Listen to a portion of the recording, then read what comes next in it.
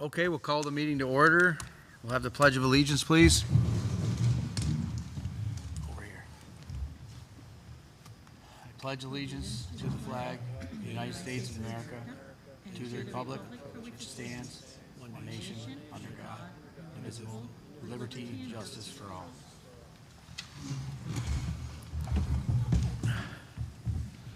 Okay,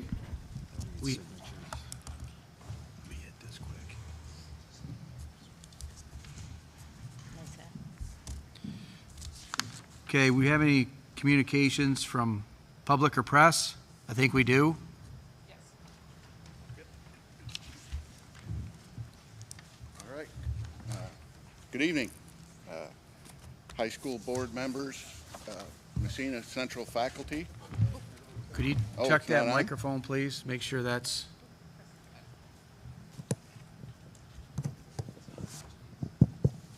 There we go. Well, either way, yeah. Is that all right? Yeah. Okay. Good evening. My name's Greg Yateman. I am the president of the Trap Club out to the Massena Rod and Gun Club. How are you all doing tonight? Very good. Thank you. Thank you for the opportunity to speak to you. The reason I'm here is to promote the idea of forming a high school trap shooting team here at Massena Central. As you're all aware, there's quite a few teams just in the local area that have trap teams already. They're part of the New York State High School Trap Shooting, or Clay Target League, I'm sorry. It's a Section 10 sport. Here in New York State, there's 95 teams with 1,300 participants. I did a little more research. Nationwide, there's almost 2,000 teams with 54,000 participants, all high school kids that enjoy this sport. There's also 300 college and university teams that have trap teams, or colleges and universities that have trap teams. The Massena Central High School has a rifle team that the Rod and Gun Club has supported for decades, and we have a great relationship with those folks. Chris Sanchez is the coach there. They use our indoor range out to the Rod and Gun Club. We have a booster club that supports some of their activities, and we do appreciate your folks' support for that activity as well. Another team, the Clarkson University, has a trap shooting team that also uses our facility. They practice after school at our place, and we do have a lighted trap shooting team league or field, which they use so you can shoot after dark because it gets so dark early in the wintertime. So let's see. Okay, what we would like to do is get support from you folks to get this trap team started, and the Massena Rod and Gun Club as a group is more than willing to work with you folks to get things organized and get it started. We do have a booster club that is part of the rifle and pistol club that works with the rifle team. There would be a similar setup for the trap club. The students, they have a good benefit from this type of thing through teamwork, confidence, sportsmanship, and all this type of thing. And there is quite a few colleges and universities that also have scholarship programs for the shooting sports, rifle as well as shotgun sports. Our benefit is going to be, part of our mission statement is to promote marksmanship for the young folks and gun safety as well. And in the future, we're hoping that these folks will develop an interest in the shooting sports, and in the future be the leaders and the volunteers out at our clubs. We can keep our club going and the rifle team and the future trap team. Like I say, we're more than willing to work with you folks to get it organized. And at this time, if you have any questions, I'm willing to do my best to answer them. No? Okay. I was just going to ask, what is it exactly you need from us? other than our Well, support? it's not going to be simple. We do have a list, probably a partial list, of the logistical and procedural hurdles that we would have to overcome. But there's quite a few teams. There's national support for this type of sport. I'm sure we can come to figure everything out and get it going if we all work together, right? Where would it be? Okay, the Massena Rod and Gun Club is located out Route 37 on the end of the Patterson Road, just past the Louisville town offices and the fire station. That would be the location. Excuse me? That would be the official location? Yes, yes. It's 155 Patterson Road, actually. What's the season for that? Is it summer or It's winter? going to be in the springtime, we believe. Do you expect any requests for funding? Do you expect some money from the board? I would say probably not right away. We're going to use booster club money and get things rolling, but perhaps in the future there would be some funding support and that type of thing. I don't anticipate right away that we're going to be doing any traveling to other clubs to shoot against other schools or that at that level. That would be later on. The equipment would be provided by the school? No, the club would supply the shotguns, and we'd have to come to an agreement about ammunition funding, which the club can handle. We have certified NRA instructors for shotgun sports and we're all gun safety people, you know. Is there interest from the staff? Is there any staff members going to be involved? Oh, yes. Yep. And I was out to the clubhouse last night at the rifle teams having tryouts out there, and there was probably, I'd say 12 or 14 youngsters in the building, and I said, show of hands, how many would like to shoot clay pigeons out of the sky with a shotgun? At least half raised their hands right Those are there. students you're talking about? Yes. But about among the teaching staff, do we have any interest? Well, that I don't know. We'd have to have a high school staff appointed coach for the team, right? I prefer that. Yeah, so these are questions that Mr. Reagan will work with the Rod and Gun Club to work Yeah. out all the details on how the coaching works. Then we'd come up with a future year's budget. And, we've done really well, I think, with the Rod and Gun Club as it relates to the rifle team. I think this, the request coming from Rod and Gun tonight is really just to begin that conversation on a more formal level. Yes. And if we don't hear opposition, I'll be asking Mr. Reagan to go back and really entertain some of those conversations more in depth and get some of our questions answered. He's already worked with some of the other athletic directors around the area just to get a sense of what exactly is out there and how it works. And I think he's got a pretty good ground level basis, but we certainly want to keep that partnership going with the Rod and Gun. Okay, that sounds good. Anything else? I'd just say thank you very much for, it sounds like you guys are really willing to step up and That's do part of our something. mission statement Yeah. at the Rod and Gun Club is to promote marksmanship and safe gun handling for the youth, definitely. So anyways, thank you for your time. And Thank I think you. I think the other benefit of that, and I know we're not supposed to talk about this a lot in public participation, but the gun safety is a huge issue. Yes. And to have highly qualified individuals teaching our youth how to properly handle a gun, how to properly handle ammunition, when to be doing all of that. Yeah. That is one of the most valuable lessons. It's right up there with teaching our students how to swim. Yeah, yes. This is the North Country. We know that they have access to weapons, but to teach them at a young age how to use them properly and when to use them, that's invaluable. And also, quite frankly, these are also great adult mentors that will be around our high school students, and it's pretty hard to put price tags on that as well. So, And yes, I'll also say that some of the students that are participants on the rifle team, I've seen over the last few years how some of them have stepped up and taken leadership of the rifle team, through Chris, of course. And I think that's good for the kids. So, Okay, thank you. Thank you for your time. Yep.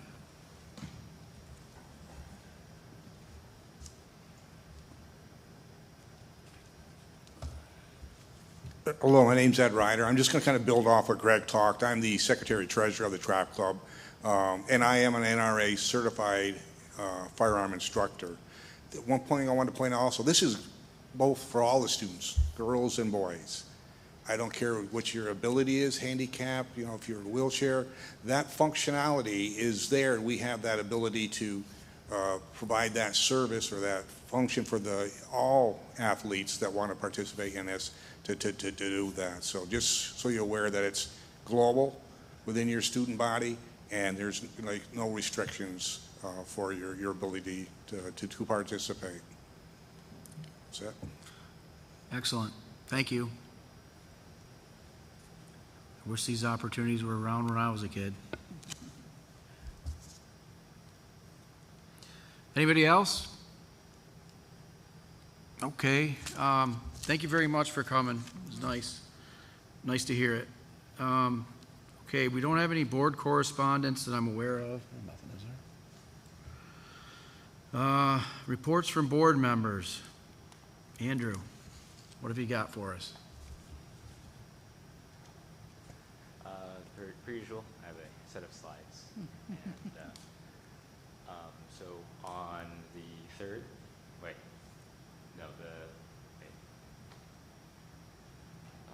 at parent-teacher conferences, I brought pies of apple and pumpkin.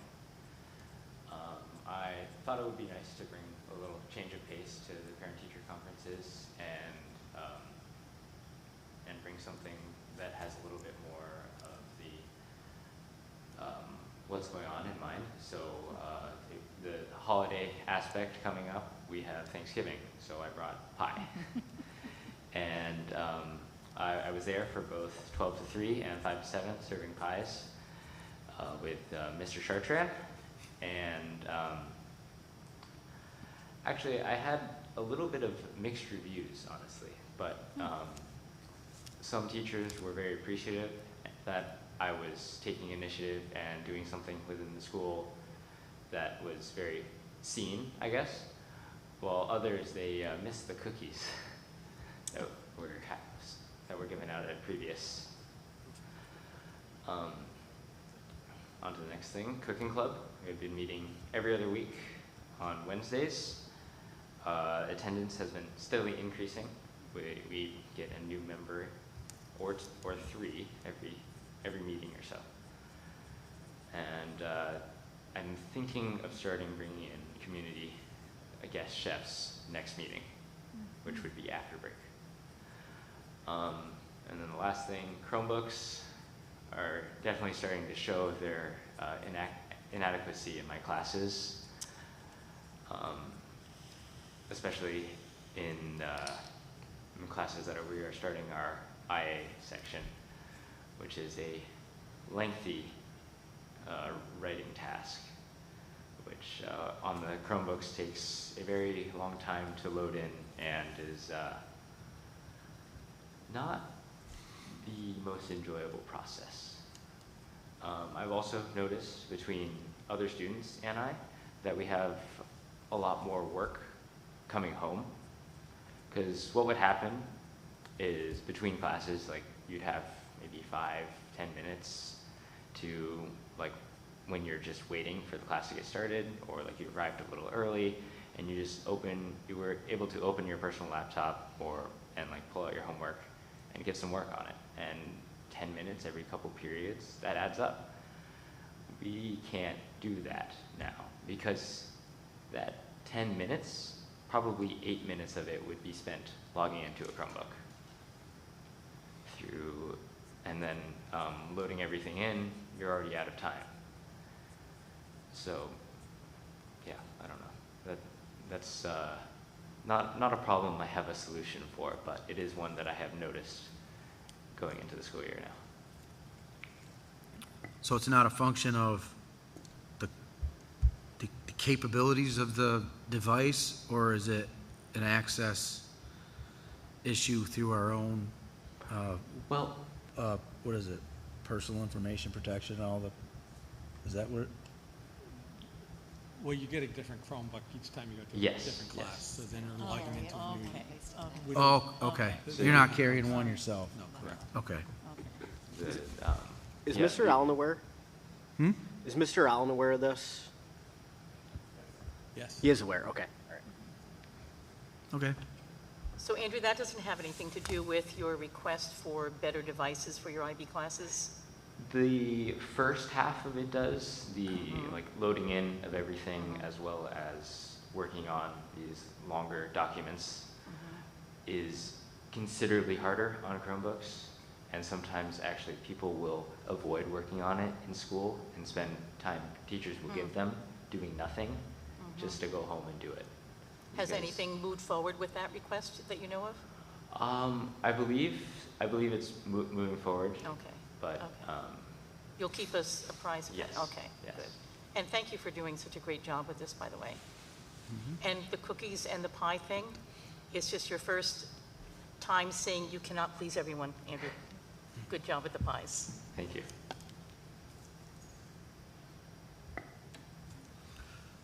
If I had a piece, I would have an opinion, but I don't have one in front of me.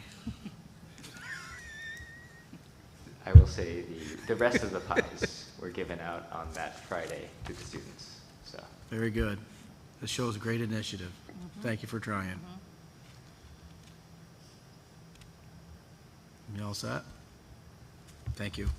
Facilities Committee, Trustee LeBlanc. Good evening. We met last month, October 27th, at Nightingale. Is there a typo on my minutes? Because it didn't say Nightingale, but that's where we met. Megan from King & King and Peter from Guyma were there, so very appreciated to have them on site again to explain how the progress of the capital project is going. We talked about a lot of elements, essentially also about the high school canopy. That's going to be the new canopy because this one is falling. You know, we have a lot of problems at the entrance there at the sports section. We talked about a new fitness center that's going to be installed and all possibilities and new redesign of the team rooms in the back. Very interesting. We also talked about the Jefferson tree removal that we have done recently. It improves the drain and cleans the line. We also toured the Nightingale Elementary School. It looked good in general, but we saw some problems with the roof. And we talked about that at length. And also talked about financial possibility as we are gonna start a capital project. If we could get some help from organization in the area, that'd be appreciated. Our next meeting will be in Madison, November 24th. Next Monday at 5. Thank you. Thank you. Policy Committee meeting, Trustee Monroe. So I was unable to attend the November meeting. Mr. Burke, did you want to maybe cover that one for us? Sure, I can. So we reviewed policy 5413, which was an Erie 1 update, and it really reflects grant acquisitions and things that we need to do there.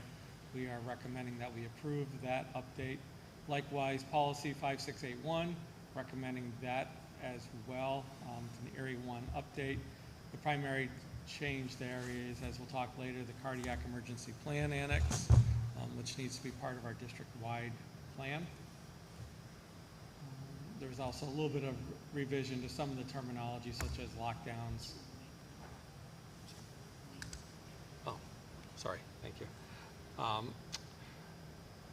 Moving on, policy 5851. This is a new policy. It is in response to a new law regarding cybersecurity and the reporting of those incidents. That's also being recommended to be approved. Policy 7522 had a one-word change, which we have also accepted and are recommending, which indicates that we are changing a word from the word seek to the word obtain.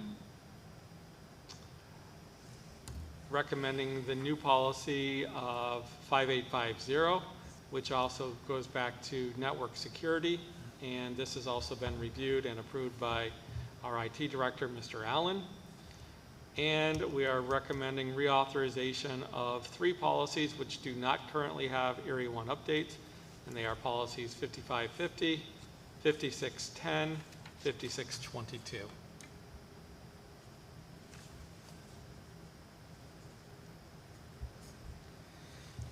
That's it for that report.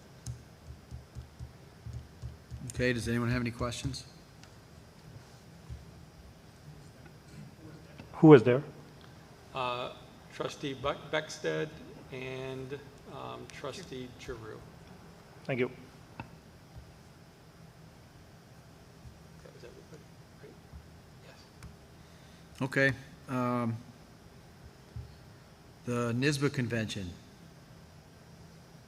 We get an update from the board members that attended? I can talk a bit.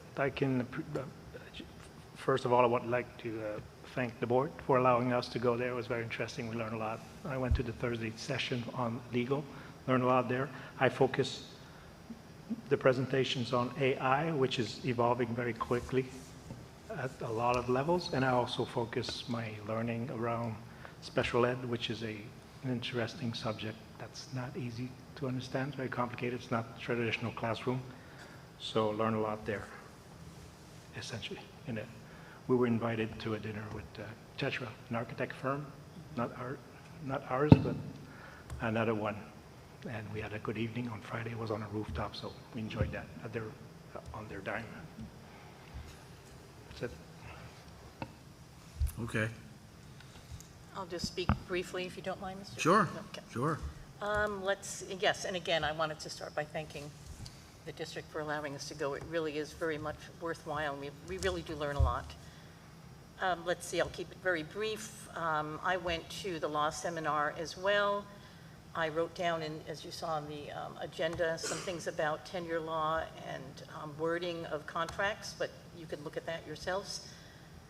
One thing about community engagement that I was curious about, different people presented different options. Do we advertise who will be presenting at the board meetings? For instance, when the food service or Raider Academy, would it be good for the community to see who's going to present? Could that be done through the school tool or whatever it is that would do that? Parent Square, excuse me. I thought that was interesting. And also, the community is very much aware of the sports programs, maybe even the music programs. But what about the shop classes that are in the building? I'm not aware of a lot of them. I'm on the board. So that's my own problem. I need to deal with that. But the community, do they really know what's available in our building? So some of our engagement with the community maybe could improve. Also AI, they mentioned the policy should be reviewed every 6 months because it's changing so quickly and so fluid that we have to stay on top of the privacy monitoring and maybe get reports from some of the administrators. How is it going within the classrooms with the students and the teachers? We need feedback and maybe to review that policy very often. Another thing, actually the workshop I was the most disappointed in was autism in the classroom. But one thing that I found interesting, and I, again, felt bad for myself, even though I was just principal at Trinity, a small school, that I didn't do this, and it bothered me a lot when I heard this. And I wonder if it has privacy implications, but what about the staff members of the school, not just the teachers, but if a child is autistic, maybe can't make direct eye contact? Does the janitorial staff know about that? The cafeteria staff? What about the bus drivers? Who needs to really know about each individual student and their needs? And it bothered me that I hadn't done that for the students that were under my care who were autistic. So I don't know if that's an issue, but something I'll just throw out there. And then, of course, the ever popular electric buses. I went to a workshop on that, and across the board, nobody's into it. Not practical, not possible. And one superintendent had a very interesting point. He was from a large school in Long Island, hundreds of buses, in his district. He said that his local fire department had come to him and said, you know, you can't park your buses the same way that you do the diesel buses. You won't be able to park the electric buses the same way. They can't be that close to each other. You have to allow a distance. What if there's a fire on one of those buses? You can't put out the fires on these electric batteries. He said that has the potential to be a disaster. And the superintendent said, I don't know where I'm going to put them then. I don't have the room to store 120 buses so far apart. Something I hadn't thought of. So although everybody agreed, we're all about green energy, fabulous, wonderful, I don't think it's really been thought out yet. So that was it. And thank you again for allowing us to go. I don't think anything was thought out at all about electric buses. Pretty nervous about it. I also attended, and thank you to the board for allowing me to go. I was able to have dinner with a recent Massena graduate, which was great. I did share a short report. You have access to it. I gave you links to the slide decks from everything I went to. I highlighted the ones I felt were most beneficial for me. One was on budgetary insights. Another presentation I saw was from a district about 3.5 hours south of here who in 12 months' time was able to cut their chronic absenteeism in half with an in-house created plan. They didn't purchase any kind of a program. That superintendent is willing to take a call from our district if we were interested in learning more about it. But anyway, thank you. If it moves the needle at all, it seems like it's worth it, just to make a call. One kid, it's worth it. But it sounds to me like we've got some pretty good plans in place right now, and I think we're probably going to hear about that shortly. So Okay. we're making some good gains here anyway. If I may add, Paul also placed a report for us to see. He also appreciates and wanted to share his thanks, so we can see his notes online. And I also met some contractors about the facilities, because I'm on the facilities committee. I also looked at options and brought them to the committee. So I know some contractor already called because they know what we're going to be doing, what we're planning on doing. So they're proposing their offer. And in regards to AI, it's like Joyce said, it's evolving very quickly, and the students are already using it. The teachers are already using it.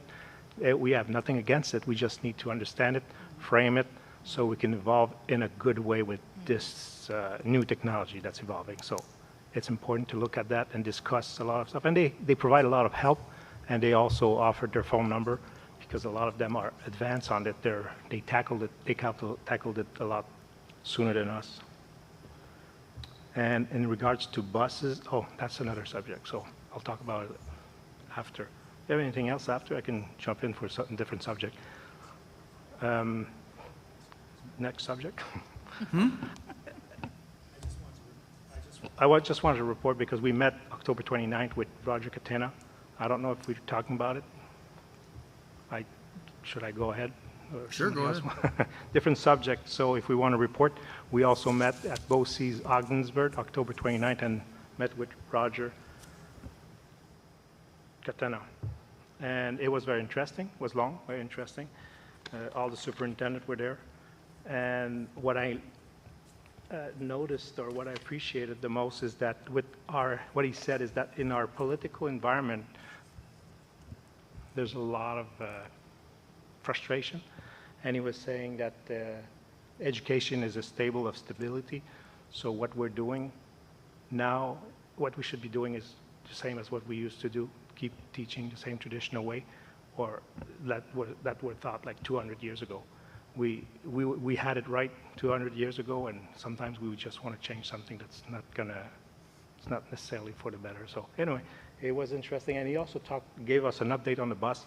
And he also mentioned that they're starting to realize that we don't have the infrastructure to have buses. I know there was a deadline to have electrified bus, I think 2035, and nobody has the infrastructure. And us who have our own electricity in Massena, if we can't do it ourselves, and we realize there's a lot of problems. We talked with Massena Electric. The chances of this going forward are getting very slim. just an update. It was interesting to hear from him. That's it. Thank you. A couple of things. First, on buses. Electric buses are actually really problematic for not just the reasons you've mentioned. Another one of the big ones is actually heating. Electric heating is really difficult.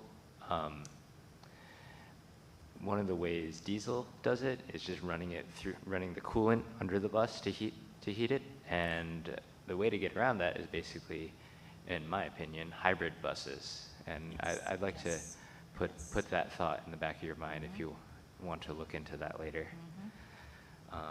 The other thing is the AI.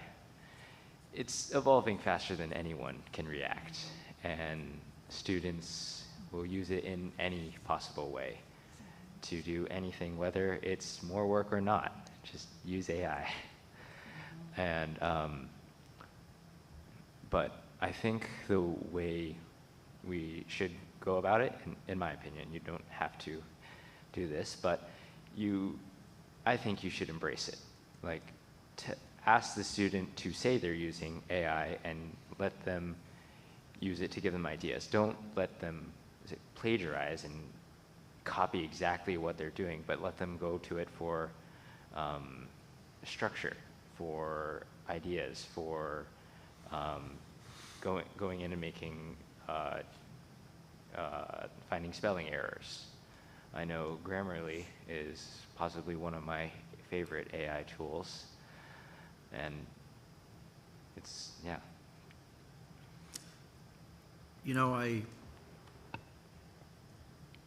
I'm glad you speak up, and because this is the benefit of having you here, because we need to hear this. So don't be afraid about speaking up. So AI is going to be like any other tool or system, just like the internet. We'll figure it out, and none of us is big enough to stop it. The model school's fall catalog from NARIC is, it was loaded with courses for educators regarding AI, using AI to create Google Forms, Sheets, Magic School AI. Quite a few courses are offered just this fall, and I've taken some. They're actually pretty solid, informative. It's a pretty good tool. great. We just have to learn how to use it. AI is it's a time saver, Yeah. for sure. One of the seminar I went was recommending that we start putting footnotes at the bottom of our work, just like biography, when you're, not biography, but the books that you use to do a research, you put your reference down at the bottom. When you do AI work, you have to put it down that you use AI for 90% of your project, 50%, 25%, and where or what did you use for prompt to get the information that you collected for your work. I thought it was interesting just to be transparent. And the teachers are being transparent. They're saving a lot of work. One of the teachers said she used AI to correct the student work. She corrected the first one or two. She had her correct book. She correct 2 or 3 copies, and then she asked AI to help her correct. And then she monitors closely for after 3 or 4 that she fixes. After that, it was the same as her correcting. The AI understood the pattern, and it corrected the rest of the work, which saved her a lot of work. So there's a lot of savings of time for the next generations by using the tool correctly. The only thing I might add is about if you want students to cite every prompt, I think you might be going in the wrong direction and start pushing them away, especially students that don't want to do more work. Citing every prompt, especially if you're having a conversation, is a lot of work. And in my opinion, the way you might want to go is citing only the prompts that you use in your final copy, I guess. And because I believe it was in an IB or use of technology conversation where they said you should cite everything that you ask AI during this whole project. And I don't know, that's I think a little bit too much even for high achieving students. So here's the reality, and I think this is kind of the future coming down the road, is that as much as there's reporting that AI is taking jobs, it's also creating jobs too. Companies are creating it because it requires human prompt and it requires human review. And I recently noticed that colleges are even starting micro-credentials in AI. And another one I even reviewed was an associate's in AI. So I think that's only going to escalate, and it's going to evolve to people actually getting probably master's degrees in AI at some point in the near future. And so as a school district, I don't think that it would hurt to maybe start a conversation now, even if it's not, necessarily needed, but looking at potential intro coursework for our students, right? Like ethical use of AI and advanced prompting to be able to use AI as at its full capacity, just to prepare them for the future. And it's like if you were a student in the early 2000s, and I think about this myself because that's my generation, it's an IT degree. Who knew an IT degree was going to be so important? And that's everything between cybersecurity and everything right now. So I think the more that we can get ahead of it and set our students up for that opportunity and future successes would be the time to have it before it's already skyrocketed. I think that's a really neat concept. Yeah, teachers just have to be ahead of it. Exactly, right, yeah. Right. And I'm not sure if you can even call it plagiarization, right? Because you're not, I mean, you wouldn't want to use it as such, but it's not really, it's not somebody's idea. Well, yes, it is. The AI is trained off of other people's ideas, and it just mix matches everything. And if you take directly from AI, you're technically plagiarizing hundreds of people.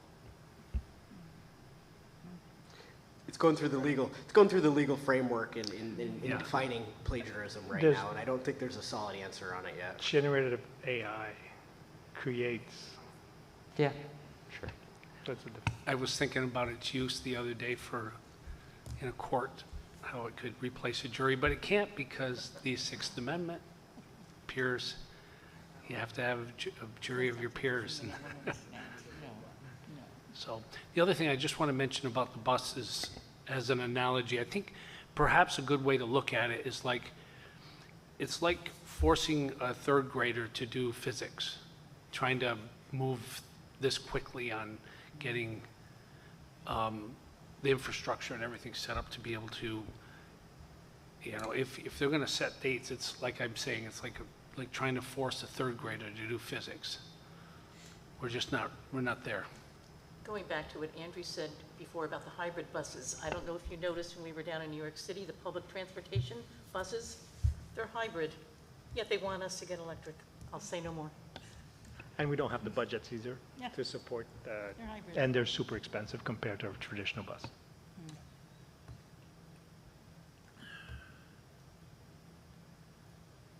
Okay.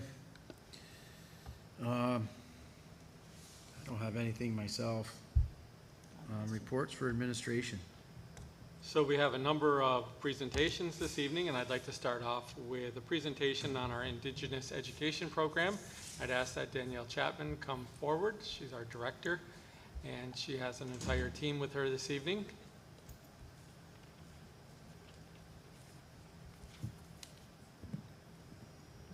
All right. Good evening, everyone. Thank you for allowing us this time to speak about our Indigenous education programming here at Massena.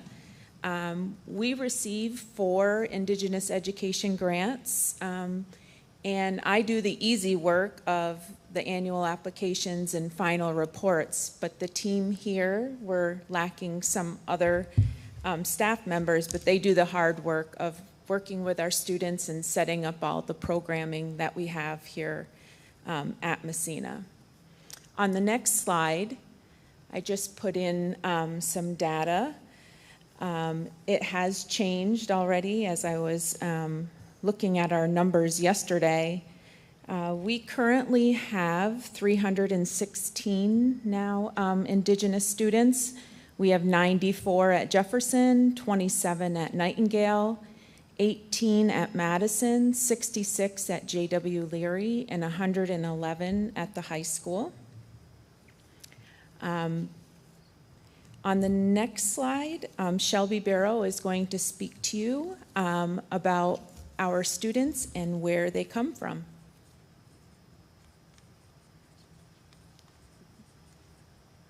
Hello, I'm Shelby Biro. I work at Jefferson Elementary as the Title VI teacher, Native Liaison. I started at Massena Central in 2018, and my role in Jefferson has changed as the student population has changed. I currently work with students from kindergarten until grade 6, and I work with them in ELA.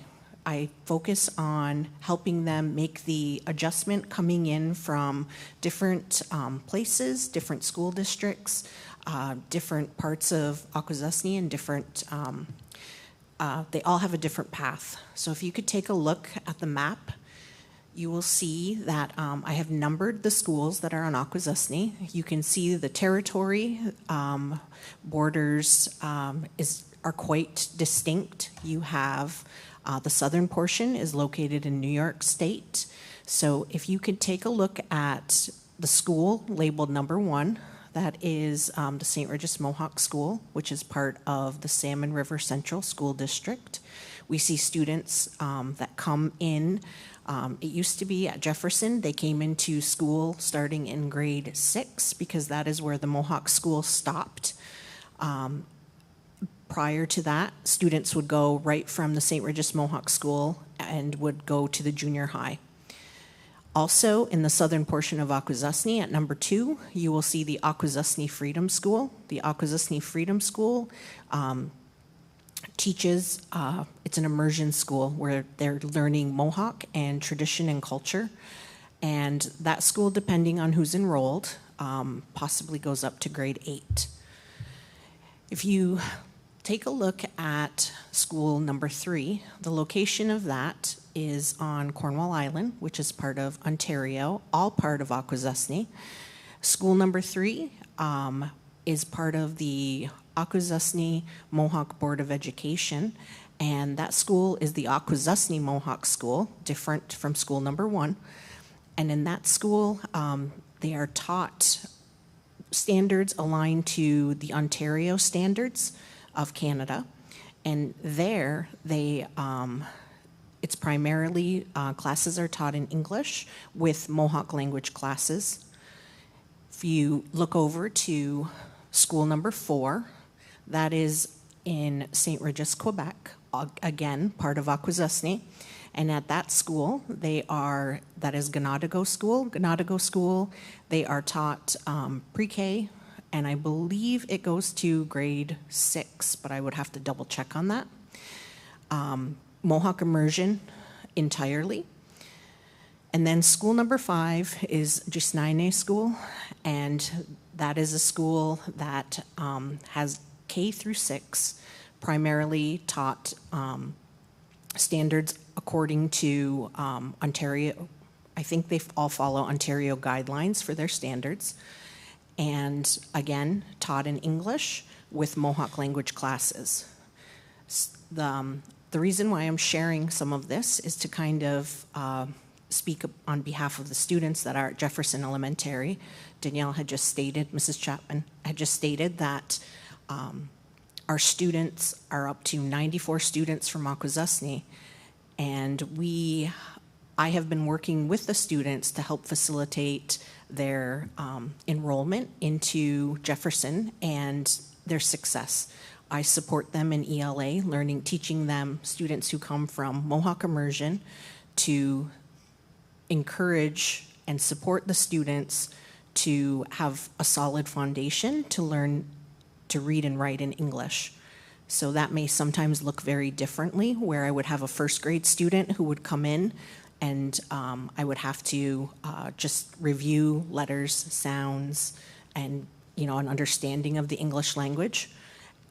Whereas in sixth grade, the gap is quite bigger. You have a student who is learning, I have to teach letters and sounds, but also get them acclimated to the classroom and get them set up for success for reading. I involve the teachers, the students, the families, and also administrators to keep contact of what we're doing with the students and getting them the supports that they need. Well, also I encourage cultural programming as well at Jefferson Elementary. And that's it for my part.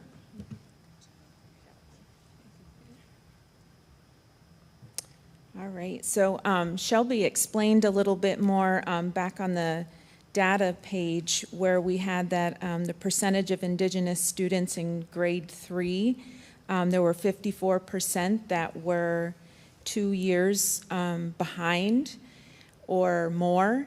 And so just seeing that they're coming from Ontario standards and coming into us, some of them as 5th and 6th graders that are just learning, their letters and sounds, gives you the realization of where they're coming from. But they work super hard to get them. I love going to the meetings and hearing of their great success. So the next slide after, thank you. So one of our grants, the Title VI Indigenous Education funding, is federal funding, and that serves our kids from pre-K to grade 12. The grant objective is to increase graduation rate, increase the knowledge of cultural identity and awareness, and increase academic achievement. This funding is all voted on by a parent organization that has to have a president and members that come to vote on where the funding will be spent.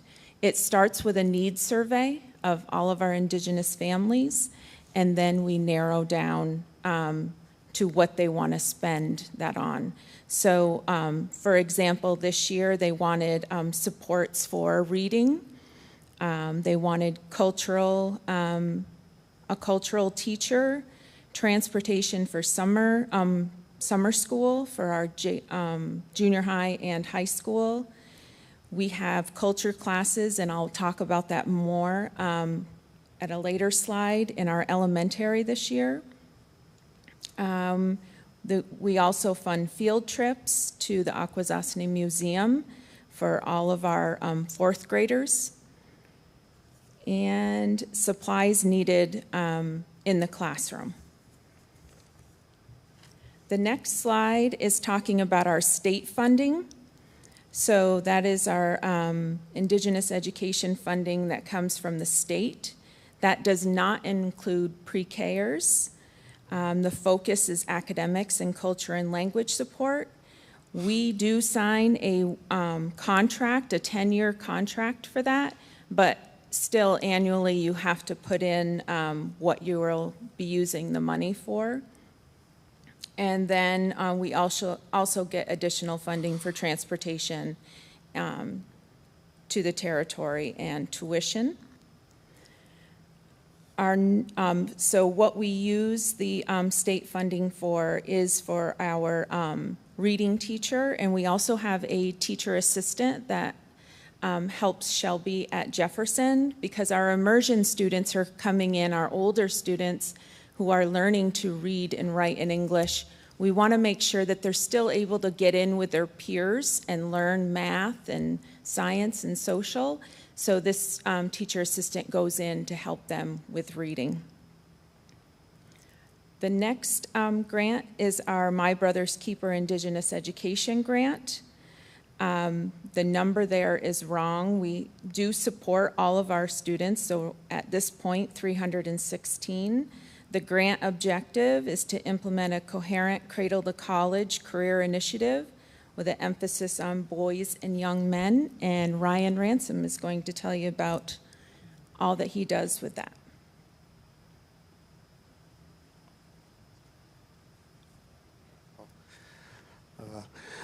All right. Hello, everyone. Like she said, my name is Ryan Ransom. I've been the grant coordinator for MBK since 2020. And this grant has changed a lot since I've kind of taken over. I've focused a lot on bringing more culture into the school district for students, brought in mentors, and actually, if you can click on the middle image. So I don't know if you know this, I did create a website for the grant. It's on the district website. And it just shows the things I've done over the years. Talked about our various programming, current programming. The big thing I like to talk about are the mentors. I brought in college-age mentors over the last few years. Many of them are Massena alums. And they've been working a lot with our students, and I think that has proven to be very beneficial. More students are coming in for academic support. And the last time I talked to our liaisons down in Albany, they did mention that the graduation rate for our Indigenous students here is higher than the overall population in Massena, so I'm pretty happy about that. And also, like this mentor program kind of benefits the district as well, because a few of those have come to work at Massena. You'll be hearing from one of them here in a minute. And yeah, so the big thing we're working on right now is all my mentors have graduated, moved on, but I do have a few who I'm getting ready to bring back in. I've developed a steam room in the tech wing, so we have flight simulators, 3D printers. I do a lot of activities with that, as my main job is actually the assistant director for the NC STEP program, North Country Science Technology Entry Program out of SUNY Potsdam. So I work with students in grades 7 through 12 who are interested in STEM careers. So I've kind of been able to merge those two programs, and some of the benefits of that are MBK helped NC STEP cover the costs of taking 2 students to the AC's National Conference this year. That's the American Indian Science and Engineering Society. One of them was able to present her research she did, because I partner with the tribe's MYHA program, Mohawk Youth Health Ambassadors program, where their students get to work with Indigenous STEM professionals, and if they want, do research at Roswell Park Cancer Institute. So we've had a few students go there over the summer and conduct research with healthcare professionals. Last spring, we formed what's called an MBK community. And with that, I am working on partnering with outside organizations to help support our goals. I want to create a network where students have opportunities to maybe find a mentor in a field that they want to work in. And with that comes the Fellows Program. We have the opportunity, once we become a community, we can apply for the Fellows Grant, and that allows 2 junior males, 2 junior Indigenous males to apply. They get accepted. We had 2 that were inducted this spring, Kingston King and Andrew David. Part of that Fellows Grant is they work with professionals that New York State MBK finds. It's kind of like a mentor program. They do a book study. They get help with their college application essays. They have networking opportunities. There's a few events that we have to go to down in Albany. We got to set up an internship for them, and they have to do a service project. I know Andrew is working on one with the cooking club. Kingston, him and I are working on setting his up at Nightingale. We want to develop a reading mentor program. So one of the objectives for the community is that they have national milestones. There's 6 of them. And the one we're focusing on right now is trying to ensure that all students are reading at grade level by grade 3. So he is recruiting students at the high school to go over to Nightingale, and they're going to be working with some of the students who are tier 2, tier 3, helping them with their reading, but he's also going to incorporate some cultural lessons. And I know we're not going to be able to reach that goal because, as Shelby mentioned before, we do have students who transfer in from immersion after grade 3. So my hope with them is that we can at least get them up to reading at grade level by the time they get to high school. And, oh my God, my mind just went blank. Yeah, and I think that pretty much covers what I'm kind of doing with MBK right now. There's a lot going on. But if you have more questions, feel free to reach out to me. Each one of those pictures links to, like, this specifically the MBK community, MBK fellows. Yeah, so if you have any questions, feel free to let me know. Thank you. Okay. We also do have an Indigenous language grant. That's an annual grant that we get to support students outside of the normal school day. So we will have Gaia Dundas Thompson come up and talk about what she is doing in her Mohawk language class. Hello, everyone. As mentioned, my name is Gaia Dundas, and this is my second official year in the district as a teacher. So I teach Mohawk Language 1, and currently we have 23 students in grade 8 in 2 different classes, and 13 students at the high school for grades 9 and 10. I'm very confident that in the next couple years that number will increase dramatically as more students and more families are more aware that Mohawk is now offered in the district.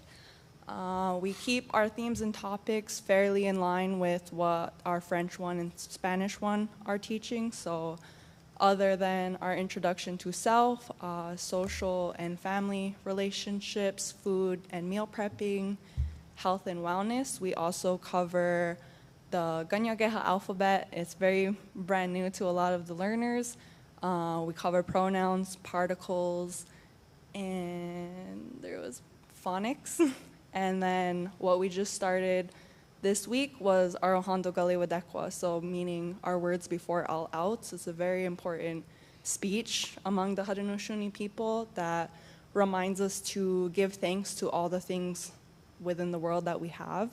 So hoping that learning that speech itself is a really positive influence on our students. Other than teaching Mohawk 1, I also have a couple supported study classes which cater to a student each per period. And outside of that, I also help with Mohawk Club. So at the junior high, my students have been learning how to bead. So there's an image of 2 young women who are starting their own project. So I know they're making either a pin or a keychain.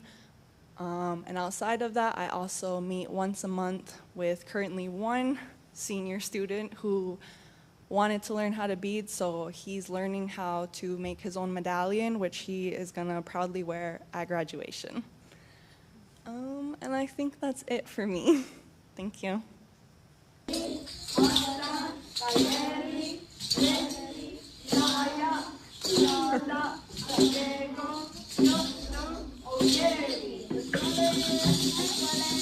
This is our elementary Mohawk culture, just a snippet of in 4th grade. So Bear Fox and Millie King have been going to every elementary school, and they are going into grades 4 and 6 at Nightingale and Madison, and they're going into grades 4, 5, and 6 at Jefferson, and they are spreading awareness of the Mohawk culture. I have heard great reviews on this. I get emails every day from teachers where they're going in and just sharing different Mohawk crafts, song, dance, and then in May we'll have a social where these students will be the ones that will teach the rest of the school all of the different Mohawk dances. We now have Robin Logan to share her Haudenosaunee culture class and her supported study.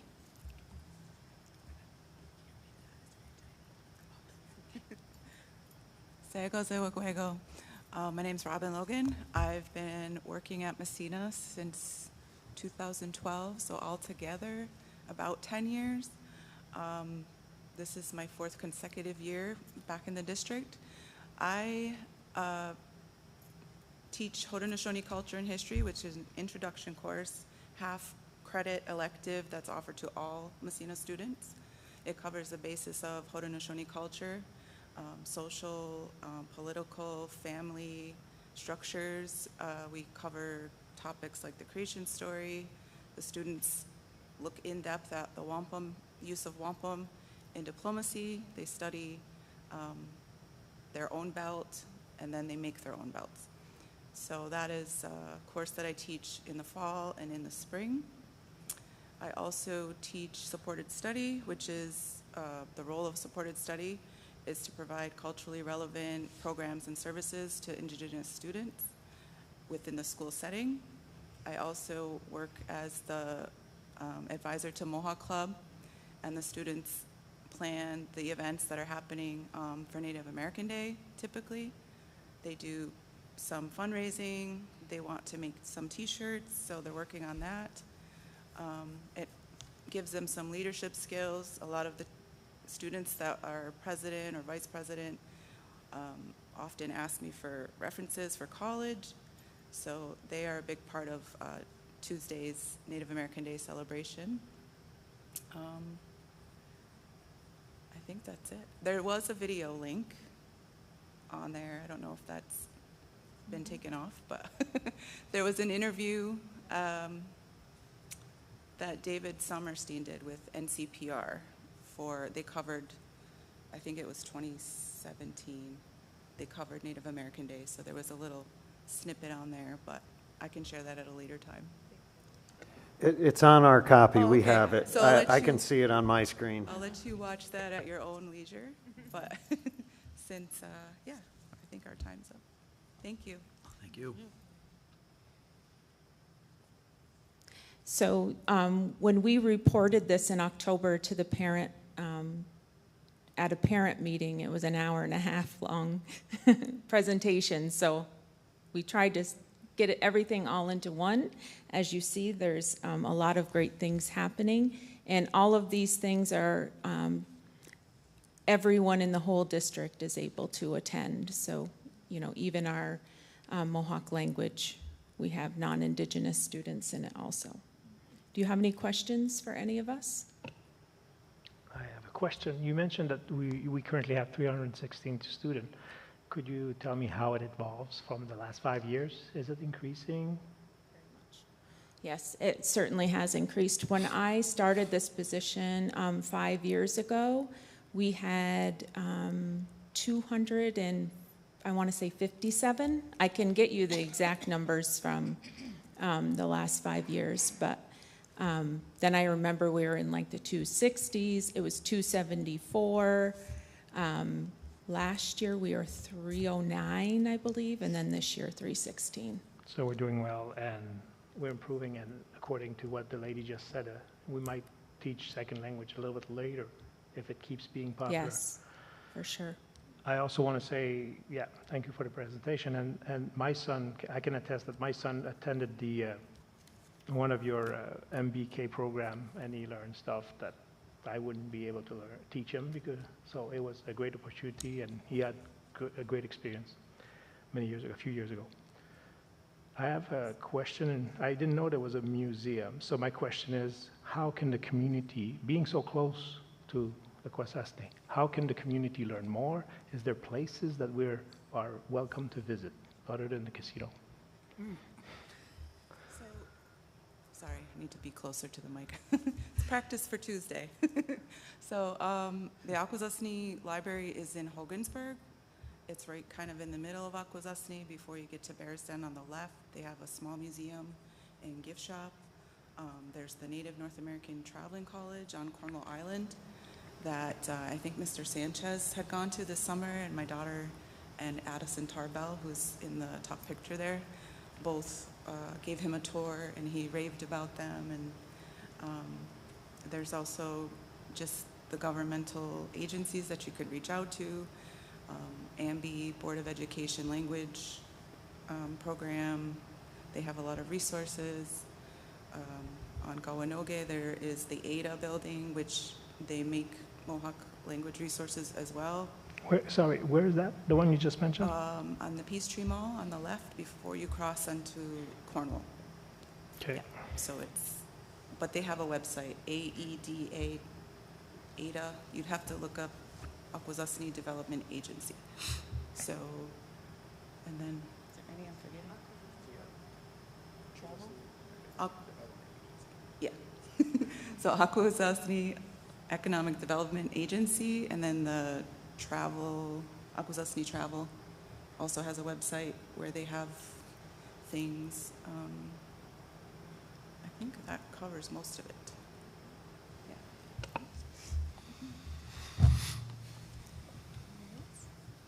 Okay, thank you. Thank you.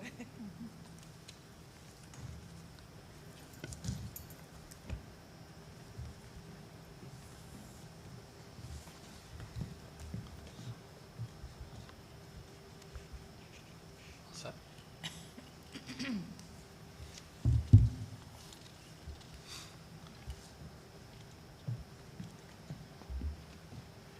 Set for the next group. Yeah, yeah. Okay, thank you for that great presentation. And now I'm going to ask Assistant Superintendent Flynn and High School Principal Mr. Oliver to present on our school data. Thank you, Mr. Burke. So I will start with our overall data, and then Mr. Oliver will join for the high school. I'll wait until it gets up on our screen.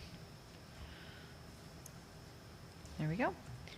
Okay, so the first set of data that I always share, this is the same annual report. So this information is actually compilation of the 24-25 school year, so last school year. So our enrollment has stayed pretty much the same over the last 5 years, right around the mid 2400s.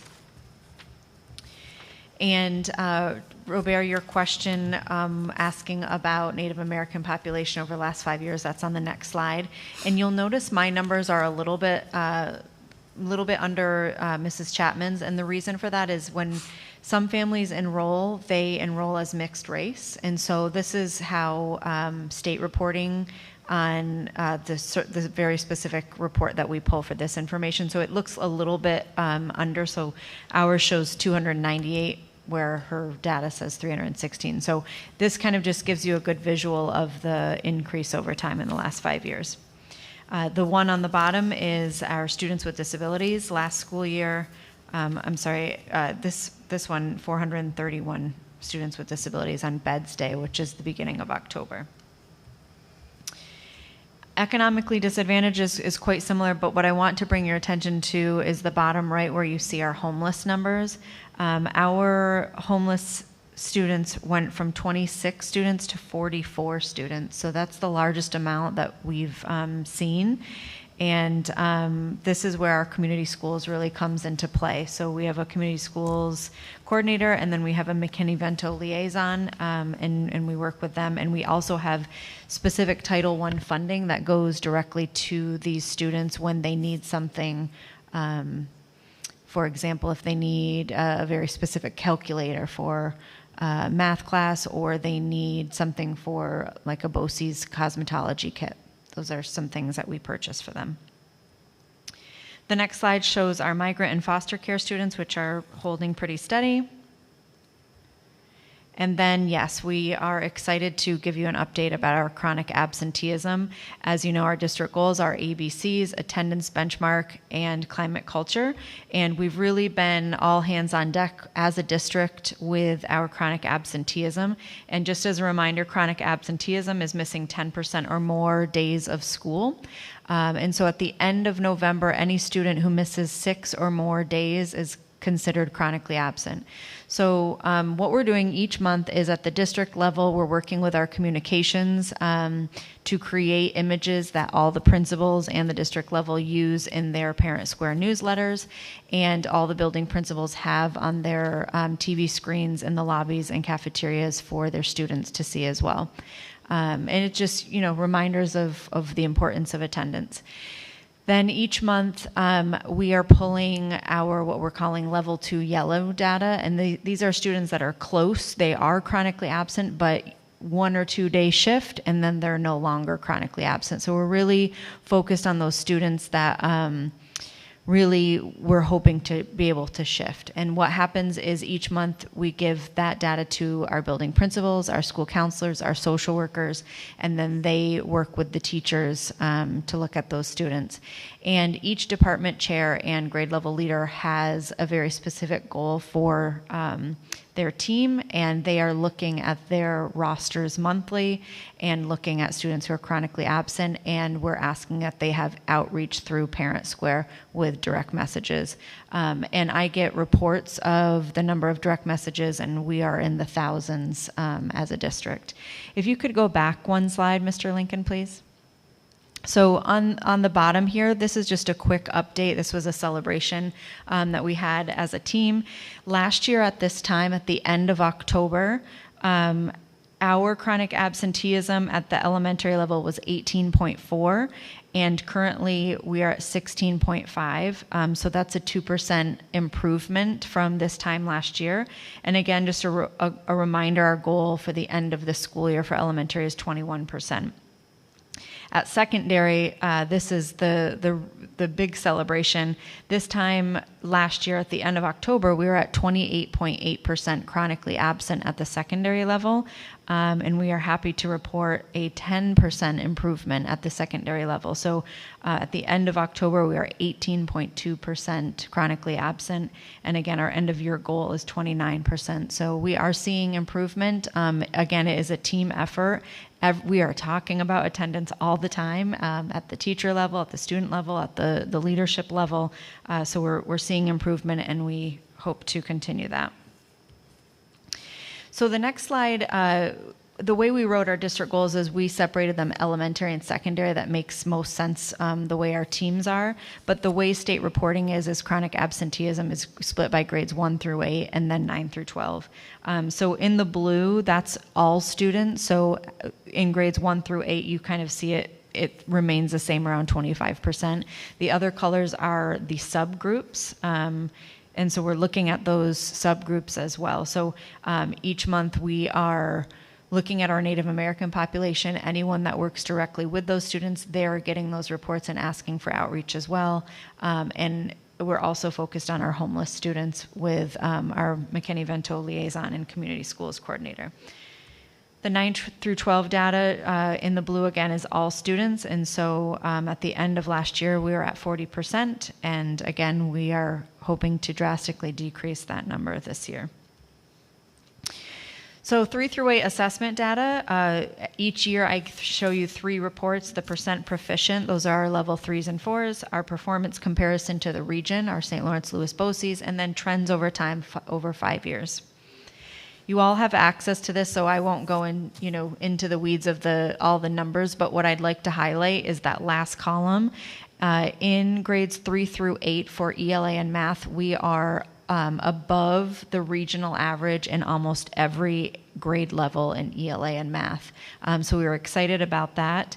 And we were ranked, I believe it was 3rd in our county for ELA, 2nd in our county for math at 3 through 8, and then 4th overall, so ELA, math, and science. So we definitely celebrated that with our staff. They do a great job working with our students. Then our 5-year trends over time. In almost all areas, you're going to see increase over time. And again, you can take a closer look at those charts. This first one is 3 through 8 ELA, and the next one is 3 through 8 math.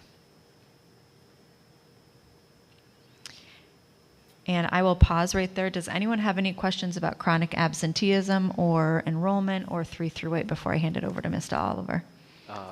Yes. So first, your end of year goals on the chronic absenteeism slide. Yeah. It says 21% and 29%. What does that mean, I guess? So when I presented the district goals, they were formatted in those ABCs, and you see the posters around the school Does that sound familiar, of the red ABC? Vaguely. Okay, yes. so what we did as a team is we took where we were last year and we said each year for chronic absenteeism at the secondary level, 7 through 12, we wanted to decrease chronic absenteeism 2% each year, so that in 5 years we saw a 10% improvement. And so each year we have a goal that we're trying to hit. So at the end of this year for secondary level, it will be 29%. Last year we didn't hit our goal, but now we are well below what we were hoping to be with chronic absenteeism to meet the goal. Okay, thank you. Yes. Yeah, it's a team effort. We're excited to be giving you this information. And Mr. Oliver, you are up. Hi, everybody. So as you go into the Regents data, Chris, you can go forward a couple, one more. I'll just quickly go over, I know you've had one long presentation and I won't take too much of your time tonight. We'll be looking at proficiency levels here tonight. We'll be looking at performance comparison with both BOCES and the RIC, and then we'll also be looking at trends over time. And I may or may not brag about one other thing in relationship to attendance tonight. So if you go to the next slide, this is just a reminder to the board. Regents curricula and targets have been moving a lot over the last several years. This is just a partial list of curricular changes and test changes that we've been implementing over the high school the last several years. So at our level, you're not always comparing apples with apples when you're looking at tests, because some of these tests have shifted massively over the last few years and how they're taught. Particularly last year was the year that bio changed in a big way, and that test was very different than what it was in years prior. So that's just something to take a look at going into it. So the next slide becomes the performance level. I won't go into the details on this. I will say that our chart off to the left comparing us, or to the right comparing us to the BOCES and NARIC, is not nearly as nice as the one that Mrs. Flynn got to present up there. But if you take a close look at it, you'll see in several areas we're below, but if you get into the data, we're very, very close in most of the areas where we're below. It's only a percentage point or two off in most cases. There are a couple of notable exceptions in there, and we've spoken about those before. There's a couple of curricular areas that we have some work to do. And we compare pretty favorably with the RIC across most of the board. So that would be the sort of general comparison of our scores. If you move on to the next. Our 5-year trends, we're still kind of the tail end of BOCES at the beginning of these, so most of these you can see a drop in a year, or the tail end of COVID, and then things flatten. The three that you're looking at there would be our math trends.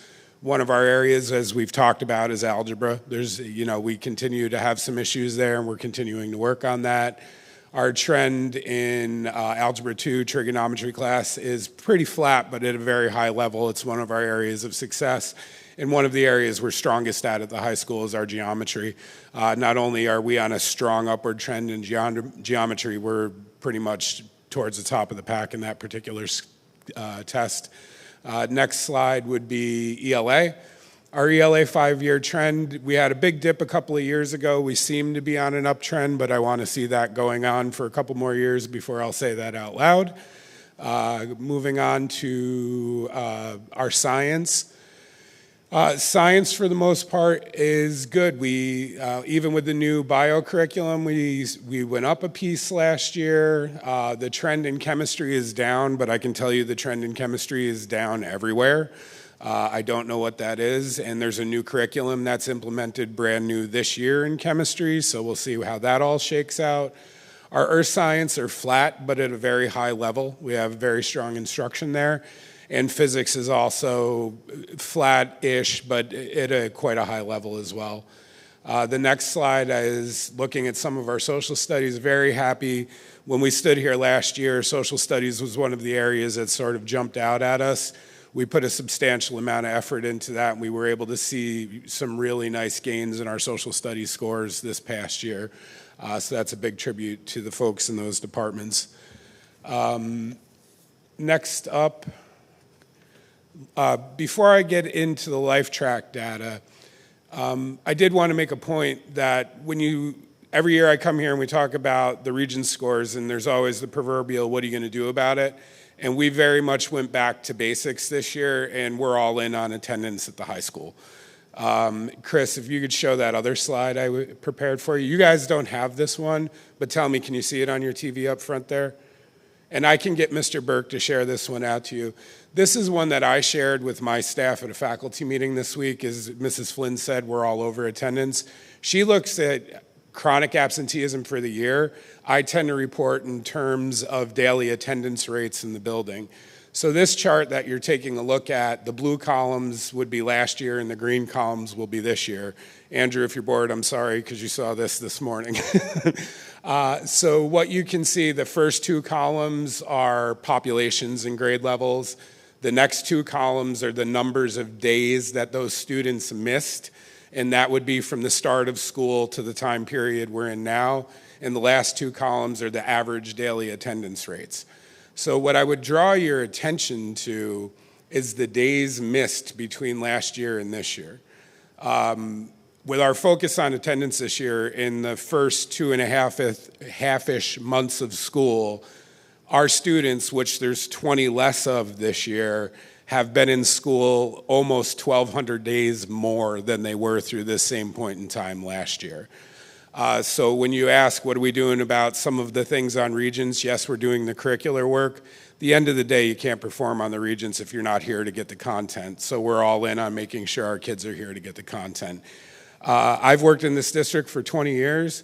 To move the attendance daily percentage rate 0.5% is a big deal. And we're 3% up on the year so far. Last year, it was not uncommon for me to have daily attendance rates, particularly for some grade levels in the 80s or 70s. I barely ever dip out of the 90s now. And I track it every day on the TVs up here in the school. So it's a just a tremendous effort by everybody at the high school. And everywhere in the district, but I'll brag particularly on the high school. So that I just wanted to share with you as well. You can go back to the other presentation, Mr. Lincoln.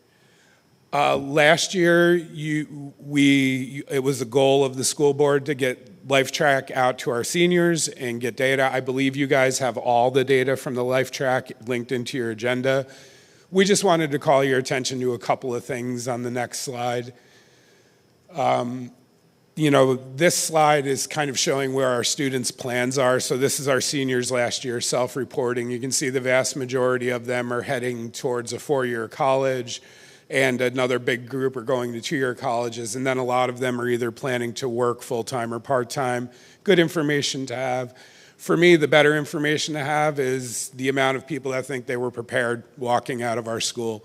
So as reported by them, they're giving us a favorable response to how they feel walking out of here.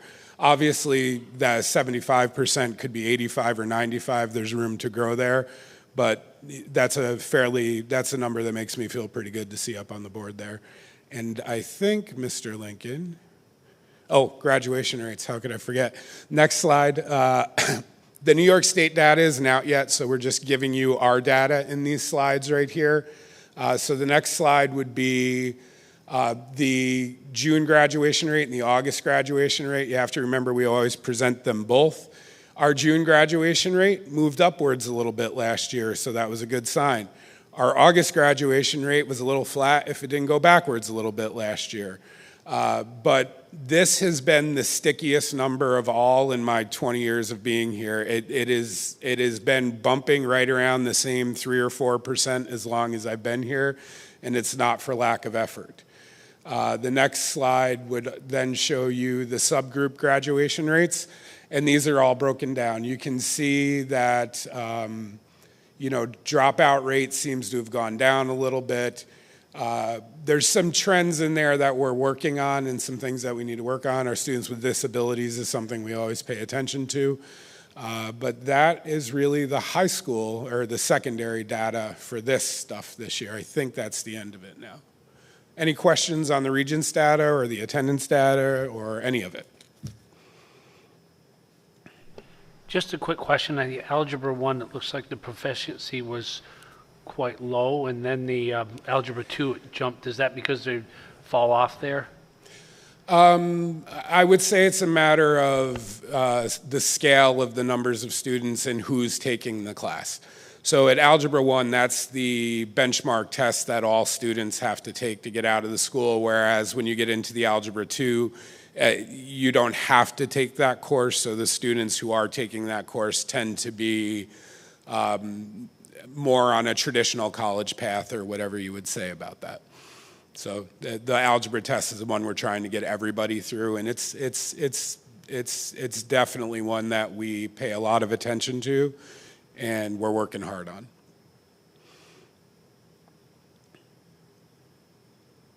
Any other questions? All right, I'll get out of the way because I think you have another presentation. Okay, thank you, Mr. Oliver and Mrs. Flynn. And now I'm going to ask Ms. Wells to come forward to present on special education, please.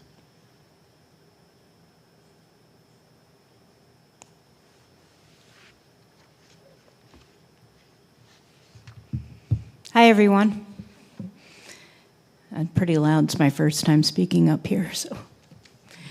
Thank you for inviting us to speak. I do have at least a part of my dream team in the back here. There are 4 of us now in the special education office that are running approximately between 800 and 900 meetings a year. So that is that's a lot of meetings. So we work hard, and I just wanted to show you a little bit of what we've been doing so far. So I wanted to start with our continuum of services, and people talk about special education and might think of maybe a resource room or a special class in one of our schools. But really, when you think of a continuum, it's a scaffold of services that you use to support your students. So right at the bottom is general education, where everybody has access to everybody and everyone in the building. It kind of goes up a little bit, whether or not it would be just some support within the classroom, modifications, accommodations that help support the student, moving into a resource room. Again, you can have more than one resource room, and then moving into special classes, and I'll talk a little bit more about that in a minute. All the way up into residential placements or even hospitalizations or extended stays. So that's where when a student starts, everyone starts at the bottom in general ed, and kind of if you need services, you work your way up. Mr. Lincoln. This is basically the same information, but I wasn't sure if you were more of a horizontal or a vertical learner, so I wanted to make sure everybody had their own accommodations today. Mr. Lincoln. Our special education staff, I knew I wouldn't be able to read it from here. Quite a few special education teachers, can't read the numbers. I think we have about 37, if I remember. Special education teacher assistants, 18. We have 5 or 6 speech therapists, depending on where we are in the hiring process right now, hoping to have 6 soon, which means that's the equivalent of 3 per elementary building, and then those speech therapists move into the district where the needs are. We have 3 occupational therapists, 0 physical therapists, 4 school psychologists, and 1 intern right now working with Megan Castell in the high school. We have 2 testing room teacher assistants. We have 2 teacher assistants that are 504 coordinators. We have 100+ aides, and we have a job coach in the high school. And that is really where most of our personnel is. We have, at Massena, very specialized programs. So on top of resource rooms, on top of 1211s, 1511s, we also have our PLEASE program, which we moved from the high school over to Nightingale. We have 2 DTT classrooms, which are very highly specialized classrooms that work on ABA, discrete trial. I think I put a little thing in there just to tell you what that meant. We have our PSBK, which is our special education preschool program, which has about 11 students in it. We have always more to come in. We have our IPK over at Madison, which is a classroom of 12 students, 6 special education preschoolers, 6 general education preschoolers. We have adaptive PE. That's in, I think, 4 out of the 5 buildings right now. And we have a combination of 12-on-1s and 15-on-1s throughout the district. Also at Seaway Tech, we support our students there too. Those are the programs that all special education and gen ed students can attend. And if you do have services and you do go to Seaway Tech, there are special education teachers there to support you in both as a consultant role and actually with homework help there too. We have a waiting list for quite a few services right now. Physical therapy, we have a waiting list of probably about 20 on the list there. Occupational therapy, we also have a waiting list, and at this right now we are not able to kind of provide occupational therapy in some of our kindergarten classrooms where we do a lot of cutting and gluing and just kind of preventative things. Most teachers will tell you that kids are coming into school not ready to have a crayon in their hand, not ready to use scissors, not able to glue. They have been attached to a tablet, and that really has not helped their hand strength, their visuals, motors, any of their motor problems. So that is where we are with occupational therapy. It really is a big help in the classrooms. Speech therapy is hoping that when we have another speech therapist that possibly will be part of the district, she will absorb an awful lot of the students that are both pre-K and on a waiting list in regular education. And our behavioral consultant. So right now with only 4 school psychologists, a lot of that behavioral consultant piece that a school psych would do is kind of left behind because of the amount of testing and supporting their building that also has to go on too. Our team developed the one-stop shop for special education this year, so every single special education teacher has access, or anybody that kind of falls under our umbrella. We put everything there on this web page that has everything that they need throughout the year, all of their documentations, how to write IEPs, class buildings, teachers and who's assigned to classrooms. It really is hard keeping track of the staff members that are attached to each classroom. People move a lot, so this is kind of just a good graphic organizer for everybody.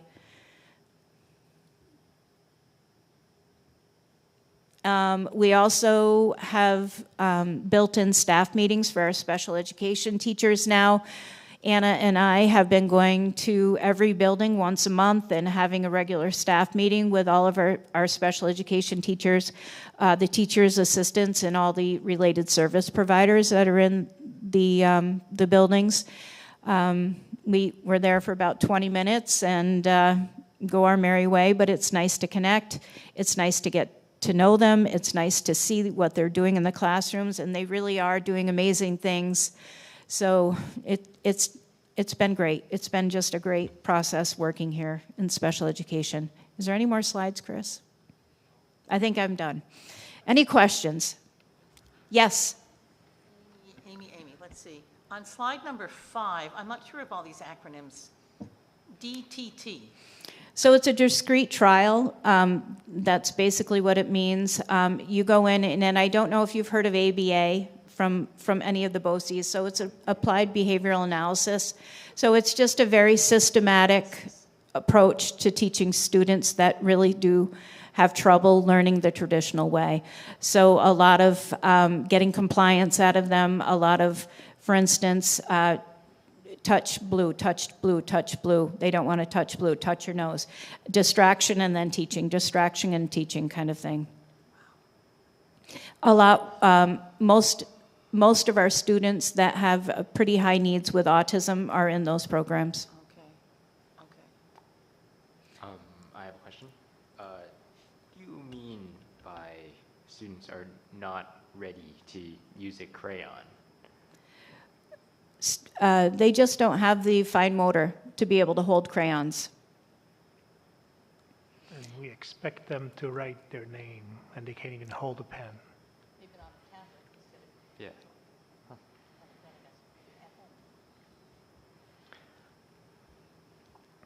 Anything else? Yeah, quick question. What's a job coach? Is he just for special ed? Right now, yep. That's what the job coach is used for. So some of our students don't actually, well, not actually, they are part of a work program here, and that's how they earn credits for graduation. So they have somebody that works with them on being a janitor, or works with them in the kitchen of how to, take garbage out. So things like that. Somebody to support them as they work. Next question. We have 0 PT? We don't have our own physical therapist. Our physical therapist is somebody that we contract. Is this normal? This is the way it's been since I've been here. Do you like that? Do you like that? No.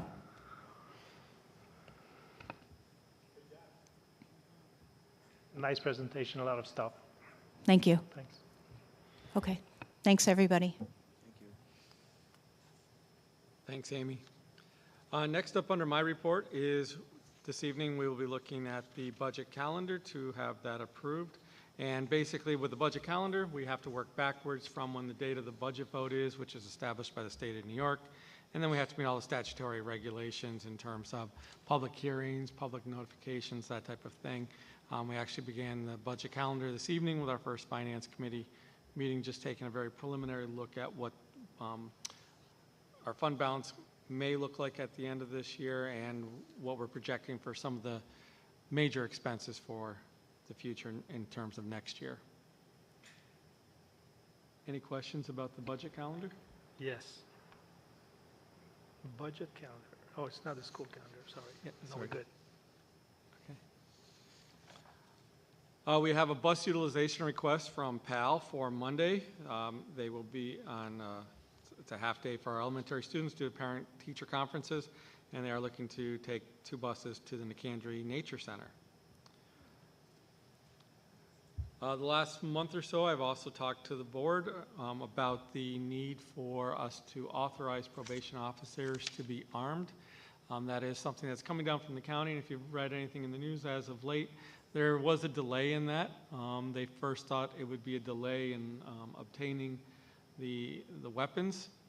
However, the weapons came, but because they anticipated a delay in the weaponry, they put a delay on the training. And now that they've delayed the training, they're struggling to try to get that up and going. We could delay this vote. However, I'm going to ask that the board not, because some miracle might happen where the training is imminent. That way we're at least prepared to provide that authorization for our probation officer to be armed. And I do want to just go through why we have probation officers here. We have what's a process that's called PINS. It's a pupil or a person in need of supervision. And that goes through family court, and when that's been assigned, they have a probation officer assigned, and they are an integral part of our team that works with the student and with the family. So again, this will allow our probation officer to actually be in the buildings and on our campus. That will be a condition of their employment, is once they are trained, they will have to wear their sidearm. Questions on that? We already have probation officers on campus, so shouldn't the recommendation be authorization of armed probation officers on campus? It should be, yes.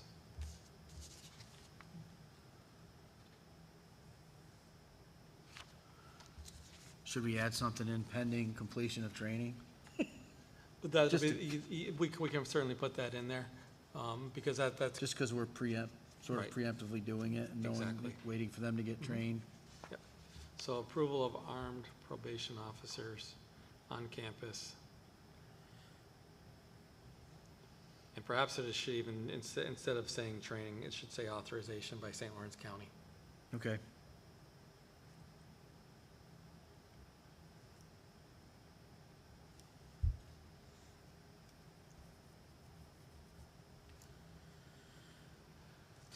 Okay, moving on.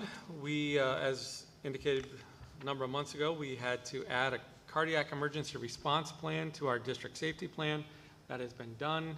We are continuing to educate or train people on CPR and AED. The public comment period has now ended, and this will put us ahead of the game by about 45 days, where it has to be authorized by, I believe it's January 1st.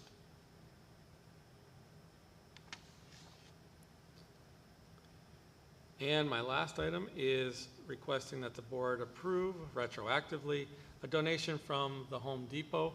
And these were boxes that were provided to community schools, which was instrumental in working with the Salvation Army and the food pantry to produce, I believe it was 57 supplemental food boxes. And when I say food boxes, it was actually 2 boxes worth of food, probably enough to feed most families for at least anywhere from 7 to 14 days that was provided. And actually, I think it was actually more than 57. Was it 60 or 65? So during that day of packing, the boxes ran out, and our community schools coordinator, Emily, went right to Home Depot, want to know what they would charge, and they said, there you go, take what you need. So we ended up with some really great moving boxes. So again, huge thank you to Home Depot for that donation. And on that note, I would like to also, again, just publicly thank the folks that were truly instrumental, and that was Emily Kimball. Ashley Snyder did just a tremendous amount of work together behind the scenes, and ended up getting, again, a large number of families that needed food to get through that SNAP benefit crisis.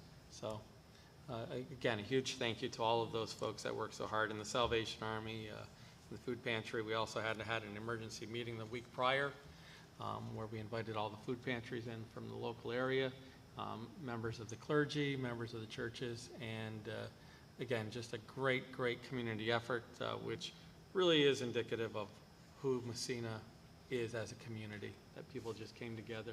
It was a meeting I think we put together within, I think it was under 72 hours, and my office was full of people that are the movers and the shakers that can get things done on a moment's notice. So again, just a great effort, and we also had local politicians there as well, giving their support. That's all I have, Mr. Peretta. Okay. Recommended actions. The consent agenda items for action. We get a motion for the consent agenda.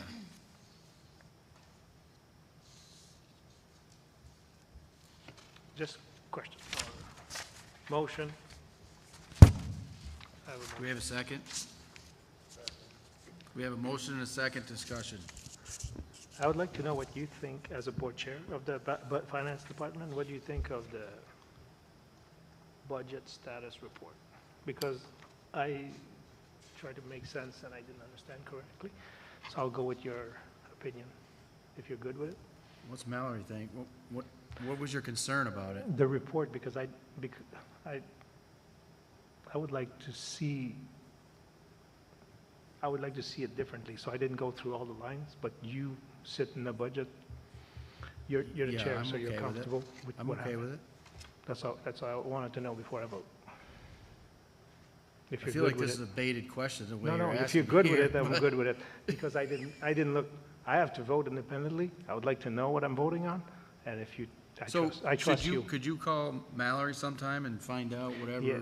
is that reasonable? I mean, Oh, to absolutely. get your Yes, I would questions like are to cleared see, up? yeah, yes. Yeah. You good, Mallory? There. Very good. Okay, we have a motion and a second.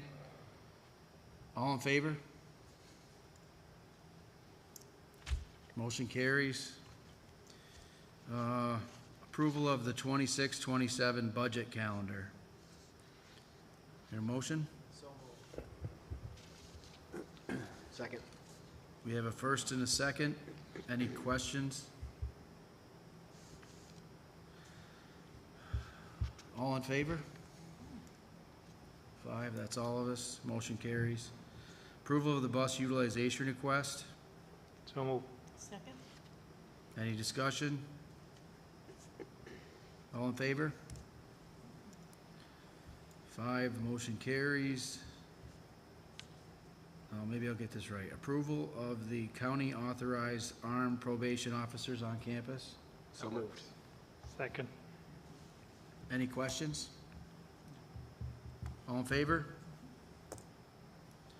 That's 5, motion carries. Approval of the cardiac emergency response plan annex. So moved. Second? Any discussion?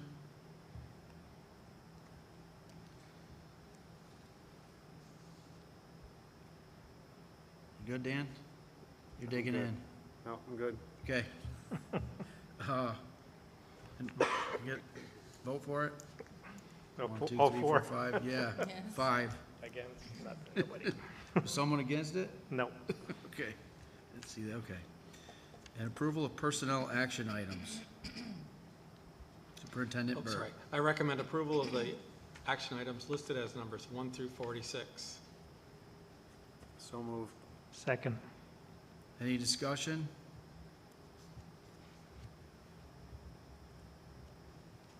All in favor? Motion carries. Addendum, well, Ron, sorry. Was that? I did all of them together, 1 through 46. Okay. Yes. Resolution for the sick leave allowance. And then for the resolution of a sick leave allowance for one of our new employees that was just hired to carry over sick days from her current employment. Can we get a motion? So moved. That's for the resolution of sick leave allowance. Yes. Second. Yes, correct. Your second? Yes. Any discussion? All in favor? So, Motion carries. What do we do with the second one before? Do we have to move? Do we have to make a motion to not vote on it?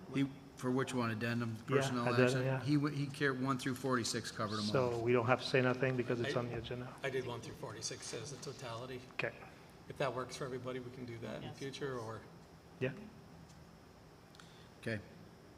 And then any new business or items for further agendas? Yep, I've got something. So I thought Mr. Oliver kind of gave us the really positive general overview that came of the Life Track survey. But as always, we want our district to be the best that it possibly can, right? So now the fact that we have all this data, I think we should just dive into it in a deeper discussion. And for instance, like the biggest thing, most important thing is that, you know, when I was looking at the narrative, the students, the graduating seniors reported strong instruction and caring staff. I mean, that's the basis for solid academic confidence, right? And that's really important. So some of the minor things, but are really instrumental to our students' success that they pointed out is going to be, you know, career and post-secondary readiness. And I think that we should have some discussion on that because I did write down in my notes, 1/3 of students indicated issues with career preparation. And now it's a double-edged sword because the reality is we're trying to ask 18-year-olds to figure out what they want to do with the rest of their life. But if there's anything that we can do as a district, you know, whether it be providing at the board level more support to our guidance or advisory or whatever that case may be for our high school students, I think it's worthy of a discussion. And so that was kind of the big thing that I just pulled out of there. But as Mr. Oliver pointed out, I would say the general overview is that, you know, the students were happy with their school experience. But Yep. I think that an AI class would be really helpful to that, as well as laptops in the school. But you're right, Zach, if we're going to do the Life Track, then we have to do it. we have to take the results and act on it, or see where we can go further. You're absolutely right. I agree with you. Okay. Anything else? Joyce mentioned earlier that she doesn't know what's going on between our walls, so, and we have an electric car and some cool stuff going on in the back here. Yes. Should we have a presentation on learning more about the cool stuff we have? So we can certainly add that. We crammed a lot into tonight, and I think we Yes. took one from February and moved it to this Yeah. evening. Yeah, we So we did. do have access, so if you certainly, if you'd like more presentations like that, we can certainly, I'm not sure if, Mr. Oliver's still here. I'm sure that he would love to talk more about the technology program that's attracting some of our students. I think last year we had Mr. Thomas and Mr. Jaggers here presenting about welding and about the switch car. So I know we didn't let any of you folks take the switch car for a ride, but you know, when the weather clears, that might be a possibility. And perhaps we could, again, focusing on the communication with the community, let the community know that there is going to be a presentation on that. Certainly.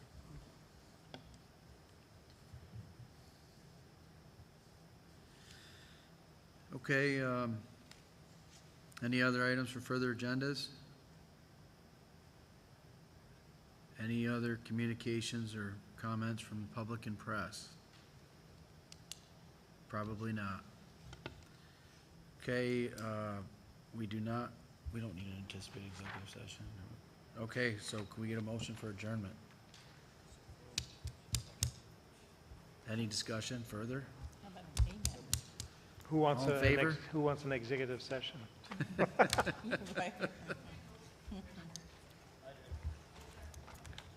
think it was Zach, wasn't it? I love this Yeah. idea of no executive session. Did you see that? Sorry, I jumped in there. Megan came